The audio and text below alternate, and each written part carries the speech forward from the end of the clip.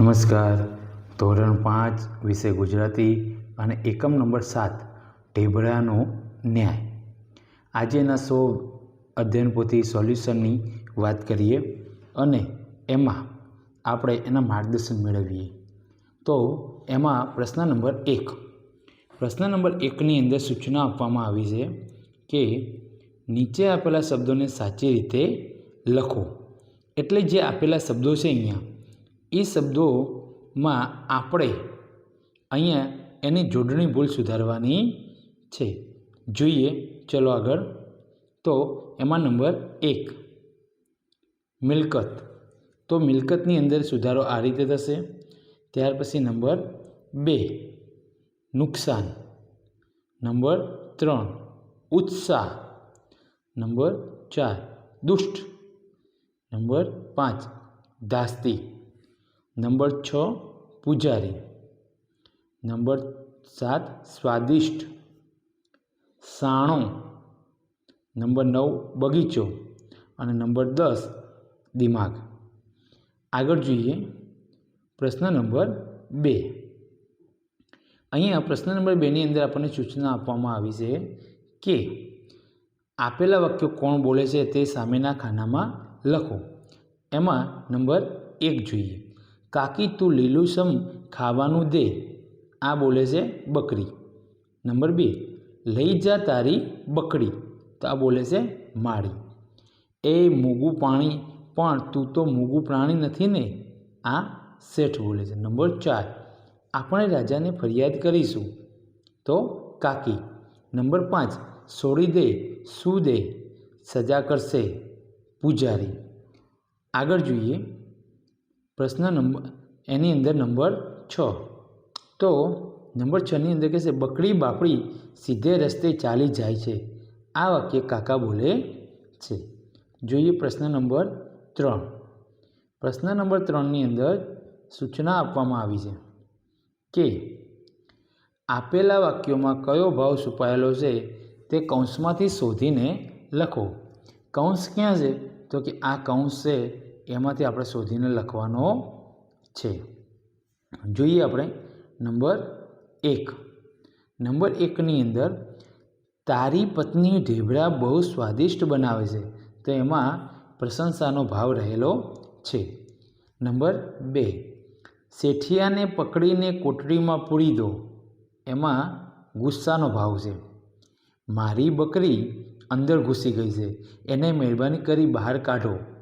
આ વિનંતીનો ભાવ છે. સારું તમે પણ આવો. આ સહમતિ દર્શાવે છે.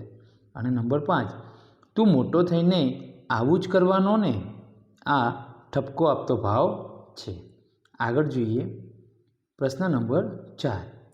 પ્રશ્ન નંબર 4ની અંદર આપણને સૂચના આપવામાં આવી છે અહીંયા કે આપેલા વિધાનોમાં સાચા વિધાનની સામે સાચું અને ખોટા વિધાનની સામે ચોકડીની નિશાની કરો. જોઈએ આપણે એમાં નંબર 1 માળીને સજુ કાકાની સાથે સારું વર્તન કર્યું. ખોટું. છેઠે બકરીના માથામાં ફટકારી. ખોટું. કાકાને પૂજારી સમજદાર લાગ્યો. સાચું. કાકા અને કાકીએ કાગળ પર અરજી લખી હતી. ખોટું. અરજી રાજા સિવાય કોઈ વાંચી શક્યું નહીં. સાચું. હવે જોઈએ આપણે આગળ પ્રશ્ન નંબર 5. પ્રશ્ન નંબર 5ની અંદર સૂચના આપવામાં આવી છે કે કૌંસમાં આપેલા શબ્દોનો ઉપયોગ કરી વાક્ય જોડો. અહીંયા આપણને કૌંસની અંદર વાક્યો આપેલા છે જે આ મુજબ છે. પણ, અથવા, કે, તેમ છતાં અને એટલે એનો ઉપયોગ કરવાનો છે. જોઈએ આપણે એમાં નંબર 1. નંબર 1 જોઈએ તો તડકો સરસ છે, કપડાં તરત સુકાઈ જશે. તો એનો અંદરથી આપણે કયો શબ્દનો ઉપયોગ કરી શકીશું? તો કે એટલે. તડકો સરસ છે એટલે કપડાં તરત સુકાઈ જશે. નંબર 2 હું કંઈ એમ નવરો નથી કે ઉમેરીશું રાજાને અરજી દેવા જાઓ. નંબર 3, રાજાએ અરજી વાંચીને આપણો ન્યાય કર્યો, પણ એના પ્રધાનો સાવ અભણ.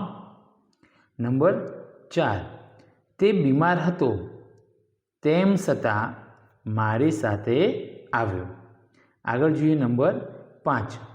નંબર 5ની અંદર તમે કાં તો ઘરે જાઓ અથવા, અહીંયા કયા શબ્દનો ઉપયોગ થયો? અથવા મારી સાથે આવો. આગળ જોઈએ પ્રશ્ન નંબર 6. પ્રશ્ન નંબર 6ની અંદર સૂચના આપવામાં આવી છે કે બકરીની અરજી વાર્તામાંથી તમને ગમતો એક હાસ્ય સંવાદ લખો. જોઈએ આપણે એની અંદરથી તમને જે ગમતો એ લખી શકાય છે.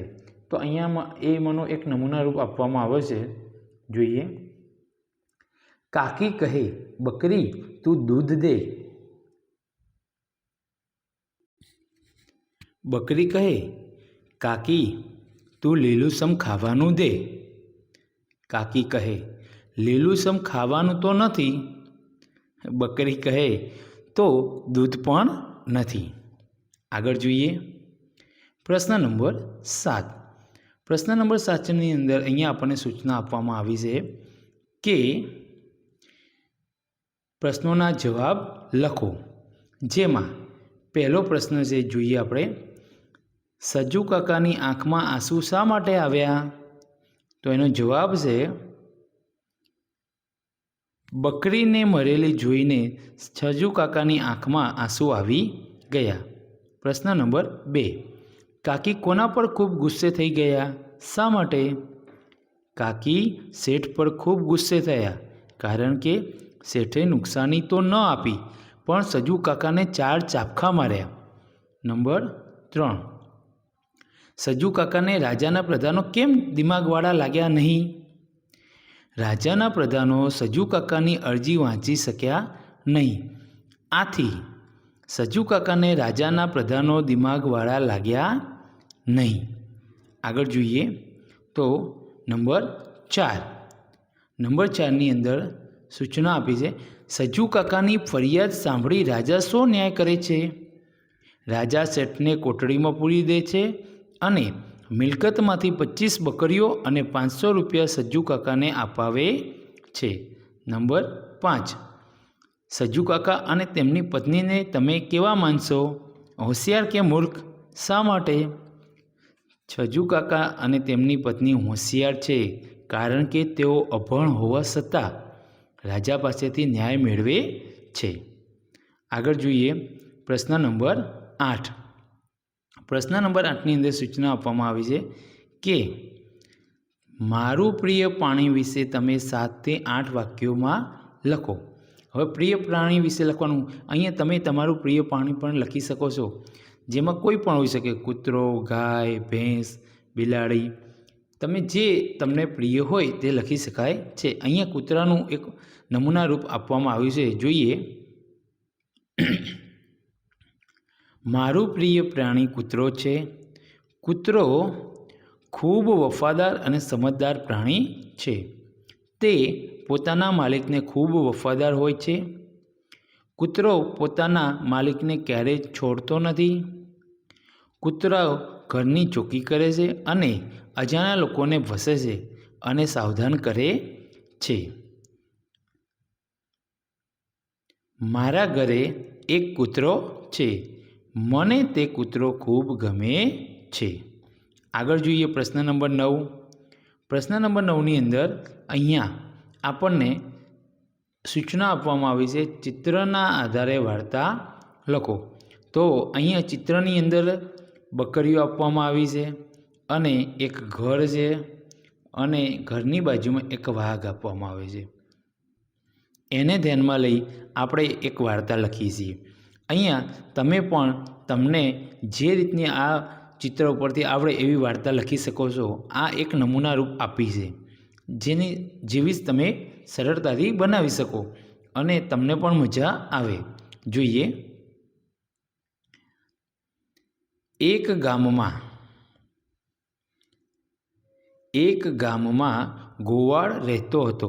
તેની પાસે ઘણી બકરીઓ હતી. ગોવાળ દરરોજ પોતાની બકરીઓને ચરાવવા જંગલમાં લઈને જતો હતો. એક દિવસ દરરોજની જેમ ગોવાળ બકરીઓ ચરાવવા જંગલમાં જાય છે ત્યારે અચાનક વાઘની ત્રાળો સંભળાવા લાગી છે. વાઘની ત્રાળો સાંભળીને ગોવાળ પોતાની બધી બકરીઓને નજીકમાં આવેલી એક ઝૂંપડીમાં છુપાવી દે છે. વાઘ ત્યાં કોઈ શિકાર ન મળતા ત્યાંથી ચાલ્યો જાય છે. પછી ગોવાળ પોતાની બકરીઓ લઈને ઘરે જતો રહેશે. આમ ગોવાળની સમજદારીથી તેની બધી બકરીઓનો જીવ બચી જાય છે. અહીંયા આપણા આ પાઠનું સ્વાધ્યાય પોથી સોલ્યુશન માર્ગદર્શન પૂર્ણ થાય છે. અમારી સાથે જોડાયેલા રહો અને આવા જ સોલ્યુશન માર્ગદર્શન મેળવવા માટે અમારી ચેનલને સબસ્ક્રાઈબ કરી અને ચેનલને લાઈક કરવાનું ભૂલતા નહીં.